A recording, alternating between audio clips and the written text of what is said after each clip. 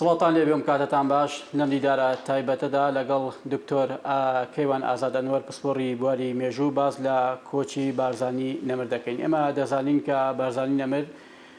سەرۆکی نیوسەدا لە بزوتنەوەی ڕزگاری خوازی گەلی کورد تا ئەو دقەی لە ژیاندا بوو هەموو توانا و ڕۆڵی خۆی بۆ بە دینانی مافەڕەوەکانی گەلی کورد بەدەستێنا. هەموو ئەو وێزگە جیاجانەی لە قۆناغی ڕابردوودا بارزانی کاری تێدا کردووە، هەمووی دەرخەری ئەو ڕاستیە بوون کە بارزانی چی ڕۆڵێکی بووە لە نیشاندانی داوا و مافەڕەوەکانی گەلی کورد. لە دوای تێپەڕبوونی 46 ساڵ بەسەر کۆچی دوایی بارزانی نەمردا پێویستە چی بکرێت بۆ زیندوێشتنەوەی خەبات و ڕێباز و بەرنامە و ڕوویە و ئامانجەکانی کە لە قۆناغەکانی مێژوودە تا ئەم دقا من گفتوگۆ دەکەم بەردەوامە. هەموو ئەمانە و چەندین بابەتی دیکە سەبارەت بە ڕۆڵ و کاریزمای کەسایەتی بارزانی نەمر دەبێتە تەور و وەڵامی زیاتر لە میوانەکەم بەڕێز دکتۆر کەیوان ئازاد وەردەگرم. دکتۆر سپاس بۆ ئەم دەرفەتە بەخێر بێت. زۆر سپاس بۆ ئێوەش. دکتۆر لەو پرسیارەوە دەست پێ بکەم، ئەمڕۆ 46 ساڵ بەسەر کۆچی دوایی بارزانی نەمر تێدەپەڕێت. ئەگەر بگەڕێنەوە قۆناغی مێژووی بە تایبەتی ئەو کاتێکا بارزانی نەمر هەستی نیشتمان پەروەردی و ڕەوایەتی دانمەمافی گەلی کورد لە ناخیدا دەچەسپێ و چەکی مەردایەتی دەشان دەکات. چۆن وەکو پسپۆرێکی مێژوو لەم مێژوو دەڕوانیت؟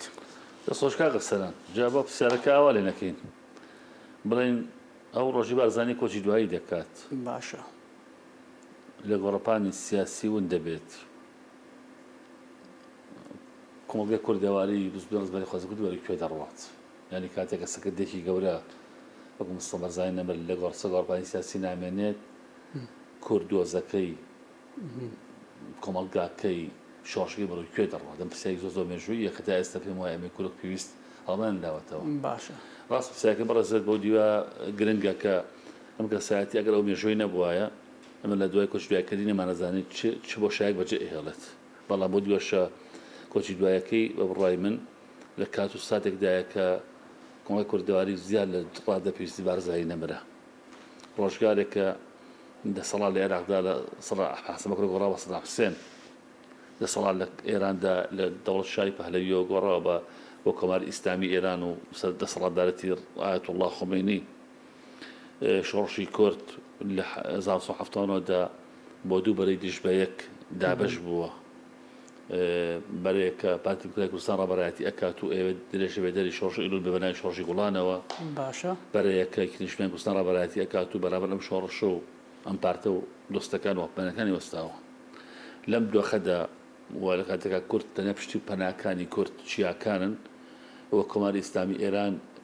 هێشتا دروستکاریەکانی دیار نییە چۆن بەرگری لەم شۆڕشە و لەم بزوتنەوەی و لەم پارتە ئەکات. بارزانی ماڵئاوایی لێ دەکات، ماڵئاوایی لە ژیان لە کورد لە مێژوەکەی لە پارتەکەی دەکات. دۆخێکی زۆر زۆر سەخت وەستیارە. من پێم وایە ئەبووە ئێمە بۆ ئەم یادەی گەورەتر لە یادیردایکبوونەکەی خۆمان ئامادە بکەین بۆی، چونکە ڕۆژگارێک کە ئەو گۆڕپانی سیاسی بەجێ هەڵێت پێوت کورد کوردستان و دۆخەیاشی بۆیە بەڕاستی لێرەوە دەرەکەی بارزانی چەنە گەورە بۆ چەنە گەرنگ بوو. بۆ لێرەشەوە بڕای من ئەوەش دەردەکەوێت کە بەڕێز مەسعود بارزانی سەرۆکپارتی کوردای کوردستان دوای بارزانی نەمر چۆن سەرۆکاتی پارتە لەم قۆناغە مێژوویەسیارە بە ئەستۆ ئەگرێت بۆ دوجار ئەو دۆزی کوردە بەرەو قۆناغی تر دەکەێنێت کە دواتر بە ڕاپەڕین کۆتایی پێدێت. تەبەن ئەو کاتی بارزانی کۆچی دوای دەکا و کاتە دەزانین کە بارزانی بۆ مێژوو 76 ساڵەی کە دروستی کرد و بۆی دروست بوو ئەو پێگەیشتە ئەو پێگەی کە لە کۆچی دوایەکردنەکەیە ئیتر کوردستان بۆ شایەکی گەورە بەجێ ئێڵێت. باش دکتۆر، ئەگەر لەسەر کەسایەتی بارزانی نەمر بوەستین، ئەو خاڵە جیاکەرەوانە چییە کە لە کەسایەتی بارزانی نەمر بە ئەلفوبا و جیم هەبوو لە سەرکردەکانی پێش خۆی نەبوو بۆ بارزانی بەم شێوەیە دەرکەوت؟ بارزانی یەکەم بەر لە هەموو شتێک لە بنەماڵی بارزانە کە لە سەردەمی خۆیدا بڵێ ئاوا قسە بکەین، بنەماڵی بارزانی دوو کۆڵەکەی هەیە، دوو هێزی هەیە. هێزە سیاسیەکەی براکەیەتی شێخ ئەحمەد باشە کە ڕابردی ڕۆحانی ڕابردی ڕۆحی بنەماڵی بارزانی وایە، ڕێبازی بارزانی وایە کەوتا 1960 کۆچی دوایی دەکات. ئیتر لێرەوە بارزانی تا 1960 زایانی برایەکی هەیە کە ڕابراتی لایەنە ئاینیەکەی ڕێبازی بازان مناڵ ڕێبازان دەکات کە ئەمە گرنگە بۆی هەمیشە ورەیەک بێ بۆ پارتی دیموکراتی کوردستان و بۆ خودی خۆشی. بەرەی دووەم یا هێزی دووەم بارزانی خۆیەتی کە وەکو سەکردەیەکی سیاسی و سەربازی ڕابەرایەتی بزوان ڕزگاری خوازی کوردی ڕابەرەتی شۆڕشی کورد ڕابەرایەتی کۆمەڵگەی کوردی ئەکات بەوەی کە لە هەموو لەکترازان و پەرتەوازە یەک و کێشە و کۆسپێک بیپارێزێت بۆ دوجار ئەگەر لەکترازانی ناو پارتی و شۆڕشا ڕوو بدات هێزەکە هەر بمێنێتەوە بە ئایندە بکات. ئەمە جا دوێکی بابەتەکەی بارزانی بەم هێزەوە مایەوە ئەنی سەرنج بە ینی بارزانی کەسایەتێکی سیاسی و سەربازی لە پاڵەوە کە پشتوانێکی ڕۆحانی ئاینیشە بکە شێخ ئەحمەدی بەرایەتی ئەمە جای بارزانی دروست کرده بوو ئەمە یەکی لە خاڵەکانم یەک باگراوندی عایدی ئەمێک خاڵی دوو بارزانی لە دایکبوونی و گەورەبوونی دوای کردن گۆڕپانی سیاسی لە 1990 زانی کاتێ بەهانای شێخ محەممەدی حەفیدەوە لە بارزان بەس هەستا چەکدارەوە گرنگە ئەمەش خۆی لە خۆی دەگەعاوە پێ پێناسی بکەین ئیژەوەیەکە بارزانی بەردەوام لە گۆڕەپانی چەکداریدا ئەو کاتە تەمەنی بارزانی چەندێک بوو کاک دکتۆر؟ 6 ساڵە 900 لە دایک بوو 1990 دەتەوێت حسابی 6 ساڵە هاتنی ئەو 300 کەسە گەنجێکی 6 ساڵ هەرزەکاری 16 ساڵ تازە پێ ئەگات سەکرداتی هێزێ بکە سەچێکدا لە بارزانەوە تاقە دەستێمانی بۆ شاخەیە بۆ دۆڵەیە بەنە ئەهم و هۆز و عەشیرەت و بنە ماڵە و تیرانەیە کە ناری بارزانیەکان بوون کە زۆرن ئەوانە بەڕاستی ئەمە گرنگە ئەمە خاڵی گرنگە بۆی بارزانی لەرەوەی تر لەناو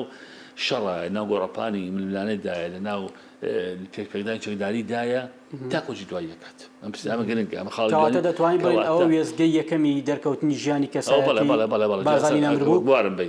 ئەمە بارزانی وەکو چی دروستەکات کەس دروستەکات چەکدارێک دواتر فەرماندەی یەکەیەک دوایی فەرماندەی هێزێک دوای وەکو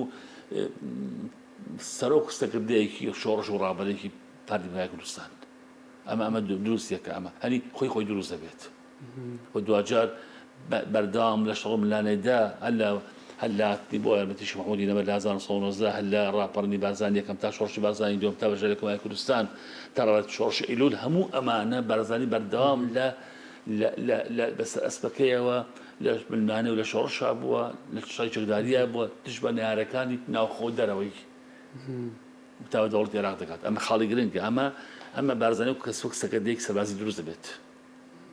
بۆ دوجار لە 1996 لە کۆمەڵگەی کوردستان پلەی جنراڵی پێدرێت تێمە پلەیەکی بەری سەربازیە بارزانی فەرمانی سەربازی دەرەکەوێت ئەمە سەربازیەکەی ئەمە خاڵی دوو خاڵی سێ بارزانی لە 1939 بۆ 43 بۆ 43 کە لە سلێمانی دەمێنێتەوە لێرە دەچێتە حجرە و چرە بە خوێندن و لای مەعامڵەت کوردستانی چە مامۆستایەکی ئاینی تەخوێنێت و چەند زانستێکی ئاین دەخوێنێەوە لێرەوە مەلای بەسەر ئابڕێت مەلا مستەفا ینی کەواتە و کەسێکی ئاین دەرکەوتووە کەواتە وەکو مامۆستایەکی ئاینیستانەوە دەردەکەوێت خۆشی حکومی لە بەراکەوە کە شێخ ئەحمەددا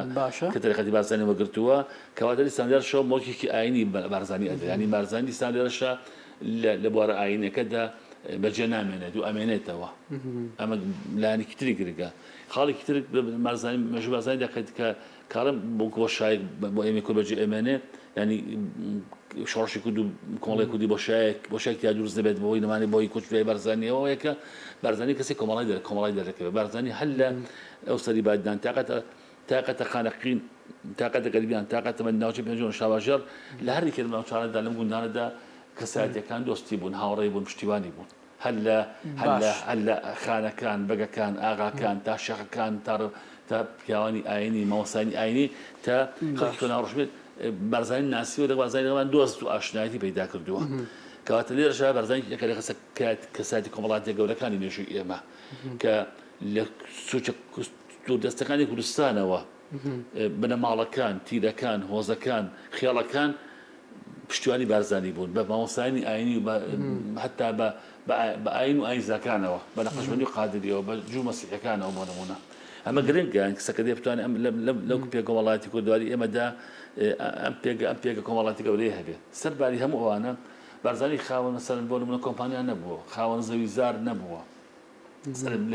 لە ڕاست بارزانیدا ئاسان مڵکی گشتیە تاگ نییە باشە ئەو کاتی بارزانی بینی ڕاوەتی چەندی ڕاپەرن شۆڕش دەکات خاوەن هیچ بەنمایکی دارایی نییە هێزێکی دارایی نییە زەی بەدەستەوە نیە و کوشت و کاڵ ئاژەڵی بەدەستەوە نییە بۆ کومەڕ و ماڵات بۆ نمونە خاوەن کارگۆ کارگۆ پیشە و کۆمپانیان نییە خاوەن داهات نییە باشە باجی بۆ ناگەڕێتەوە بۆ نمونە لە پاڵاوە شعبینیت بەم دۆخە داراییەوە ڕابەرایەتی چەندین ڕاپەڕن و شۆڕش و چکداری ئەکا مشکمنی ئاگدار بە ئەیلانی کەم بۆ تۆ بێ لەوەکەرەوە بەڕێکردنی مەسە چکدار لە بارزانە بە سلێمانی بۆ نمونە بەڕێکردنی نزیکەی 1500 کەس لە بارزانە و دوای شۆڕشی بارزان 145 دیزاینی بۆ کوردستانی خۆڕات بۆ کوردستانی ئێران پێوی بە کۆماری کوردستانەوە ئێمە ئەمە لەوەکەرەوە ئەمە گاڵتە نیە بەڕێکردنی 505 کەس لە کۆماری کوردستان و دوای سوپای کوردستان بۆ سۆڤیەت بۆ لە ڕووباری ئاراست گاڵتە نیە ئەگەدار بە کەمە نزیکەی سێمانی پێچووە تۆ ئیدارەکردنی لەولاوە 300 کەس لەملاوە 200 کەس لەملاوە 500 کەس بۆ ئاراستەی جیاجیە ئاراستێک لە بارزانەوە بۆ سلێمانی بەرەو باشوور ئاراستە لە بارزانەوە بۆ خۆرهەڵات بەرەو خۆرهەڵات ئاراستێک بەرەو باکوور بۆ ڕووباری ئاراست بۆ سۆڤیەت ئیدارەکردنی ئەم هێزە گاڵتە نیە ئاگادار کە تۆ خاوەنی هیچ شتێک نیت هیچ پێ نییە لەمەدا بارزانی تەنیا بوو تەنیا خۆی ئەزانجی خەڵکی لەگەڵایە خەڵکە چیەکەم توازای خەڵکە ڕابەرایەتیان بکە ئەزانی ئەمیشە سەر و گوستەکەدا بێ ئەم هێزە ئیدارە بکە ئەم هێزە بەخێو بکە نانی بۆ پەیدا بکات بیپارێزێت شوێنی ماڵی بۆ دابین بکە بەڕاستی خۆگاڵتەنی ئەمە ئاسان نییە ئەمە کەسی بەڕێوەبەر دەکرێت کەسی سەکردە و فەرماندە ئەکرێت ئێمە ئاسان نییە تو بێت بە شای خۆت کاکە ئەرسەران بەداخۆی نەپاتەکان لەمە تێگەیشتون بەداخەوە نە خەڵکە دەستە بژێر و خەڵکە عامەکەش لەمە تێگەیشتووە تو بی دەوەکەرەوە لە 1990 کەس بە دوو هێزبیانی سلێمانی نەگەیشت بەڵام تا خۆتانی تا من ناوچی بتوێن هاتووە باشە ئێمە ئاسانی تۆ سەسەکەسەرانی کەمەوە ئەگەر هەفتەیە بەڕێگا بۆ بێت هەفتێ چۆن نان بۆ ئەم هێزە ئامادە ئەکەیت بەو شاخۆ دۆڵانەیە بەڕاستی خۆ ئاسان نییە تو لەو کەرەوە نزیکەی 2000 کەس بە خێزان و مناڵ ڕۆژن و دەورەوە بە پێشمەنگە و بە چەکدار و بە ئەفسەری دەرجدارەوە بگەێنە لە بارزانە بۆ کوێ بۆ کوردستانی خۆڵات تاقێتە مکراون تاقێتە مەهابات ئەمە ئاسان نییە ئەزانی هەب دستوری دوو دەوڵەت وەرە 505 کەس بەڕێکە لەکوێوە لە کۆماری کوردستانەوە لە مەهاباتەوە بۆ کوێ بۆ ڕووباری ئارەز بپەڕیتەوە باشە لێ بچی بۆ سۆڤیەت ئێمە ئاسان نییە ئەزانی هەر ئیدارەکردنی ئەم هێزە لە ڕووی ئازۆخە لە ڕووی خواردن و خواردنەوە لە ڕووی پێداویستی لە ڕووی نەخۆشی و ئەم شتانی کەکەوێتە ناو هێز ناو خێزان و هێزێکەوە بۆ نمونە تا بەڕێکردنی بە شوێنێکدا کە تۆ لە دژمن دوورکەویتەوە دژمن زەفەر لێ پێ نەبات تاوەی کە بگەیتە ستوری دەوڵەتێکی تر لێ بپەڕیتەوە بۆ دەوڵەتە قوڵە بکە ئەمانەمی ئاسان نییە مانەمی قورس ئەمانە ئازان چی ئەمە وردەکاری دەوێ بەڕاستی بۆیە ئەمە لە کەسی لێ هاتوو ستەکردەی بەتوانە دەوەشێتەوە لە بۆ کەسێ ناوەشێتەوە ئەمە پێم وایە سروشتێکی خوداییشە هەندێک کەسانی خۆشە هەندێک کەس ئازایە هەندێک کەس بوێرە هەندێک کەس سەرسنۆکە هەندێک کەس ڕووی خۆش هەندێک کەس قسەی قسەزانە ئەم بارزانی لەمایە لێ کۆبەتەوە کەم قسایەتیە ئەم فەرماندەی تێدا بووە کاگەکەواتە هەر دەتوانین بڵێن بۆ نمونە کەسایەتی ڕۆڵی بارزانی نەمر لەو قۆناغە مێژوەیە بۆی کە شۆڕشێکی ناوچەی نەبووە بەڵکو بەرەی بووە ینی هەموو چین و تۆژەکان تێدا بەشدار بووە دواتر شۆڕشی ئەلیل و گوڵانمانەیە دواتر ڕێکوتنامەی 11 ئازار هەموو ئەمانە وای کرد کە بۆ نمونە لایانی بەرامبەر لایانی داگیرکرد لایانی نایاری کورد لەو قۆناغە مێژوەیە قەناعەت بە خەبات و ئامانج و ڕووی بارزانی نەمرکا بۆ ئەوەی کە لایانی کەم دان بە مافەڕەوەکانی گەلی کووردا بنیە کەواتە هەموو ئەمانە دەگرێتەوە بۆ چوارچێوەی ئەوەی کە پێی دەوتێ فەلسەفەی بارزانی لەو قۆناغە مێژوێدا قسەی دیکە من شتێک واز کرد ئەوڵی قسەکان باشە مەسەڵەن کە بارزای خۆشببیەکات بۆ شایە بەجێ ئەمێ لە کوردستانی مەدا بۆ شایە کە ڕوونەتەوە بۆ نمونە ئەمە بۆ لە هەفتانە ئەمە ڕوەدات 4 ساڵ پێش 1950 بەڕێکوتنامی ئازار کە بارزانی کاتێک کۆتای بە شۆڕش دێنێت شۆڕش کۆتایی پێدێت بڕیاری ئەو دۆخە خوێنێتەوە وازانی دۆخە بە چ دۆخە ئەگات تۆسی ئێستا خۆشبەختانە ئێستا شتێ ڕوەدات ئێستا کە ئەو وڵامە ئەو پڵیان پرسیارە ئەداتەکە لە 1950 هەزاران کەسایان کردیان بازانی بۆ گۆڕپانی شەڕی بەجێهێشت سەرێکی ئێستا عەبدوڵڵا ئەوجاران بە پەیامێکەوە لە زیندان داواکە ئاشتی بکرێ و شەڕ بوەستێ و پەکاڵ وەشێتەوە و ئەمە سێب حاڵەتانەکە سوال لە خۆی دە ئەمە ئێستا لەم کاتدا کە پەک هێزێک چەکداری بەهێزە شغل هێزە سیاسی گەورەکانی کورد شوی قندیل ماوەتەوە لە ئەوروپا هێزێکی ڕیشەداری هەیە باشە بە خاوەنددارایی و خاوەندگەریلایەکی بەهێزەوە باش ئەوە تا ئێستا بە فەرمانی ڕابەرەکەی لە زیندان ئەبێ داوای لێکا کە کۆتایی پێ بێدە مۆزوع ئەمە سوال لە خۆی خۆی ئێستا ئەگەر تورکیا عەبدوڵڵاه ئازاد کات پەک ئامادەیە خۆڵۆشێنێتەوە سوال لە خۆی خۆیدا دۆخێکە کە ئەبێ قبوڵی کات چکە دۆخی نێودەوڵەتەکە ئەمڕۆ ئەخوازێت ئەمڕۆ ئەکە دوێنێ بینیمان زیلنسکی سەرۆکی ئوکرانیا چۆن لەبارەت ترامپ داوای لێکاڵێ ڕێ نەکەوێت لەگەڵمانامە بێت پشتیوان ناکەین تەواوی تر ئوکران لەزی لێ هاتووە چونکە ئەمریکا بەجێی بێڵێت تەنیا ئەکەوێت رووسیا باسانی پەرلەمانی داوای گرێت کەواتای دکتۆر بوارم بێت لێرەدا پرسیارمێژەکەمە بەردەم 1970 کەم ڕێرادا دەقەدار 1970 قەدار بە کەسێک کە لە دۆخەتی ئەگات بۆ نمونە باشە پاشی پاش ئەزمونێکی 50 ساڵی کایەتی لە گەڕۆپانەکە بۆ نمونە تۆ سەریکە وەرە پێگەڕم پێشتر 1946 کوردستان کوردستان خەریکە کۆتایی پێدێت قازم محەممەد ئامادەیە خۆی بە دەستەوە دەوڵەتی ئێران باشە بارزانانی خۆی بەدەستە نادا تو بەرەو شوێنێکی لاگەڕ ڕوات باشە ڕێکردنی 500 کەس بەرە و سۆڤێت بەڕۆباری ئاراز سێکم ئەزمونێک خۆی لە خۆیدا ئەمە باشە بەس لە چوو لە خاڵە مەسن لە خاڵە ئەوەیە ئەم مێژوی باسمان کرد مێژووە تاگەرە بۆ پێشتری ژاگادار بە لە هەر قۆناقی مێژویدا بارزانانی بڕارێکی بێرانەی داوە کەواتە دکتۆر من لە قسەکانی بەڕێزدەوە تێگەشتم بارزانی نەمر پێش هەنگاونانی لە هەر قۆناغێکی مێژووی باخوێندنەوە لە قۆناغی پێشتر و پاش خۆی ئەمجا هەنگاوەکەی ناوە یعنی بۆیە بەم شێوەیە لە هەموو قۆناغێکی مێژوویە توانێتی بە کۆمەڵی دەستکەوتەوە بۆ گەلی کوورد دەربچێت بە شوێکتر نا لا قۆناغ شکستی خواردووە باشە نەوەستاوە باشە شکستەکەی قبول کردووە بەڵام پاش هەستاوە تجارێکی تر تێڵچۆتەوە مەسا 75 ئەگە بارزانی کە شۆش کشتێنێت هەفتانەکە کۆچی دوای نەکردایە زۆر بێڕانتەڕا بە شۆشی ئیڕانیە کرد بەشێکی باشتر باشە چکە ئەزمونی ڕابردووی هەبوو ئەمە چی پێ پێم چی بێگانی پێم یەکەم چی وا لە بارزانەکە لە قۆناغ ئەگەر شۆشێکی لێ بەدرێت شکست بهێنێت تووشی شەیەک بێت بۆ نمونە تێک نەشکوەستێتەوە چی وای لێکە سەرنجەکەمەیە ئەوەی پێم یەکەم لەو بنەماڵەیە کە خاوەن ڕێبازێکی ئاینی ڕێبازی بارزانیە هەڵەنجڕای ڕێبازی نەخشبەندیە ئەمەیەکە دوو کەسێکە بە چەکداری پێگەیشتووە لە ملان چەکداری ملانێ گەرمەکاندا حزۆری بۆ ئەمە خاڵێکی ترە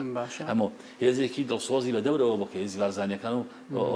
هۆزاو پەیمانەکانی دەوری بارزانی بۆ نمونە سەر لە قۆناغی مێژوویە 1946 بێتە خاوەنی پارتێکی سیاسی گەورەی تر ڕابەری سەرۆکی پارتی دیموکراتی کوردستانە کە هێزی گەورەی کارایی کوردستانی لە قۆناغی مێژوویەدا ئەمە ئەو کە سەری کۆمەڵایەتیە کە لە بنەماڵە خاوەن زەویەکان و بەگزادەکان و خانەکان و بەگەکان و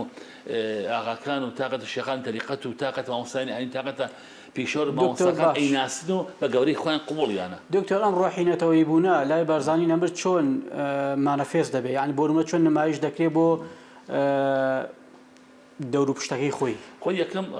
ڕێبازی بارزانێکە کە دروستیەکە ڕێبازی بارزان لە هەڵەنجڕای ڕێبازی نەقشبەندی ڕێبازێکی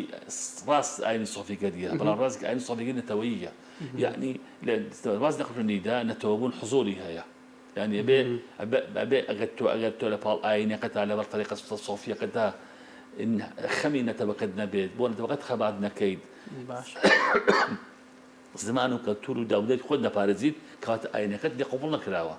صبغ اللي يقبلنا كراوة ناور بعض إنسانا وأما مرتل بيت هوا أبيتو خمي شاقد بيت خمي سرشت بيت خمي أجل بيت خمي روكد بيت خمي هنا بيت الرواز بارزين دا قدار بملقي قشتا ملقي تاغنية زەوی هی گشتە زەوی تاغنیە تۆ خاوەنی شتن من خاوەنی دەبم ئەمە ڕێبازی بارزانانی ئەگەر سیستەمێک باسی کاتە ئەەکەم ئەم ڕێبازە بارزانانی سەر ئەم ڕێبازە پەروەردە کراوە ئەمە ئەو بەچی بە بیرێکی کوردانە ئەمە یەک بیرێکی کوردانە لەنێ بەرماڵی شۆڕژگەڕ و ئاینی گەورە و لە ناو کۆمەڵگایەکی چۆستێنرا و داگیرکراوی پەرتەوازەدا ئێمە بارزانی وا لێ ئەکات بەم کۆمەڵگا پەرتەوازە داگیرکراوە ژەر دەستە نەکبەتەدا باشە بەم بیرێک هەیەتی کارێک بکات کە ئەم کۆمەڵگایە بگەێنە بە سەربەخۆیی بگەێنە بە خەبات بگەێنە بە دوالوتکی خۆشی و ئارامی ئەوەی هەوڵا پێی بگا هەوڵی بۆدا دوجار پێی ناگات دیارەوە تەمەنە ئیتر سیاسی لەم دەوڵەتیە ناڵ کارەکە وەڵامی تر ئەمەیەوە لە بارزانێکا کە لە ناخۆیدا هەستی نەتەوایەتی حضوریە بێ باشکاتە کاک درۆک و دوایین پرسیار بۆ هێشتنەوەی ئەم مێژووە بۆ هێشتنەوەی بیر و باوەڕ و فەلسەفەی بارزانانی نەمر لەو قۆناغی مێژووە تاکو دەگاتە قۆناغی ئەمڕۆ دەبێت چی بکرێت؟ ئەو کاتە 1963 کە مەکتەبی سیاسی جیا بێتەوە کە زۆری مەکتەبی سیاسی زۆر ئیسلامانیدان زۆر ئیسلامی پاراوێز ناخات بارزانیە لە دوای 1964 لە قەڵازی کۆنگرێسیشەوە بەسێت لە سوتوری ئیسلامی لێی دراوە مەکتەبی سیاسی کە لێ جیا بنەوە بارزانی بە کۆنگرەیەکی خۆیان دەرەکەن بە حساب لە 1963 و ئەوڵی 64 باشە لە ماوەت کۆنفرانس دەگرن بارزانی لە قەڵازێ نزیکی ماوەت کۆنگرێسیشەوە بەسێت ئەوە نەبوێرە لە بارزان نایبەستێت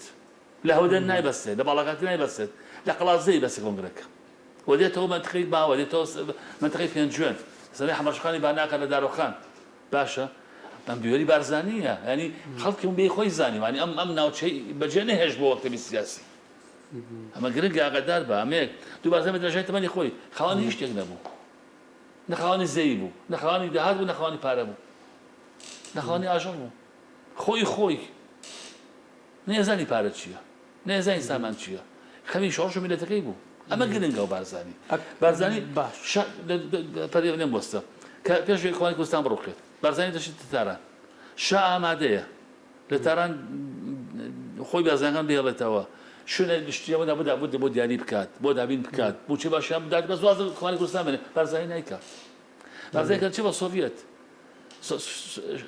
سۆڤیەتەکان ئامادەن هەموو شتێ بارزانی بکەن بەڵام مەرجێ واز هەموو شتێ بێنێت واز نایێنێت ئەزانی خۆ بارزانانی کەسە بووایە بە شوعی لە سۆڤیەت بووایە بە شوعی بۆ سۆڤیەت هەموو شتێکیان بۆ ناکرد ئامادە نەبێتە شوعی کە دێتەوە هەروەکو بارزانە کۆنەکە بارزانەکەی پێشوو کەسێکی سادە کەسێکی موسڵمان کەسێکی ڕوو لە ئاین و ڕوو لە نەتەوەکەی کارەکات لە شوعیەتە چینایەتی هەیە لە شوعیەتە ئاین نییە بارزانی نمونەیەک بوو بەڕاستی مێژووە نام دووبارە نابێتەوە چونکە نابێت ئاو بۆ مێژوو بڕوانی ئاو بۆ ئایندا بڕوانی بەڵام بەڕاستی نمونەیەکی دەگمەنی مێژووی ئێمە کە هەموو سوورەکانی تێپەڕاند ئەوە یەکە بێ دەکەم پارتی بارزانی گەورە نەکایتە چونکە بارزانی گەورەیە بە سەد کەسی بوونەوە پارتی بارزانەوە گەورەتر نابێت بارزان لە لوتکەدایە ئەمەیەکی لە خاڵەکانە ئەبێ پارتی بێتەوە کاتی بارزانی بکات بەڵکی میلەت لە خۆی دوور خاتەوە مەقسەد خۆی دوخسانەوە خۆی وازێ نا ئەوەی خۆی یادێکاتەوە ڕێبا خەڵکی دیاری بکەنەوە ئەمەیەک ڕێبا هەموو توێژەران هەموو ئەکادیمیەکان چی لە بارزانی بینووسن زۆر ئاستای بارزانەکان پارتی ڕێگر نییە لەمە دێتەوە سەریکە زۆر ئاستای بارزانە قۆناغی مێژووی هەڵەیی کردی بێت مرۆڤ هەڵە ئاکا زۆر ئاساییە زۆر ئاساییە ئاگادار بە ئەو هەڵناخەتەنیا خوایە بەڕێمانەوە نێ بارزانە قۆناغی مێژووی هەڵەیی کردی بێتی بارزانی پێشکێ بارزانی زۆر گەورەترە بیکە بە هەڵەیە بشکێت زۆر سپاس بۆ بەڕێز دکتۆر کەیوان ئازاد پسپۆڕی بواری مێژوو سپاس بۆ ئەم دەرفەتە سپاس بۆ ئامادەبوونی بەڕێزت بینەرانی بەڕێز و خۆشەویست سپاس بۆ ئێوەش تا دیدارێکی دیکە خواتان لەگەڵ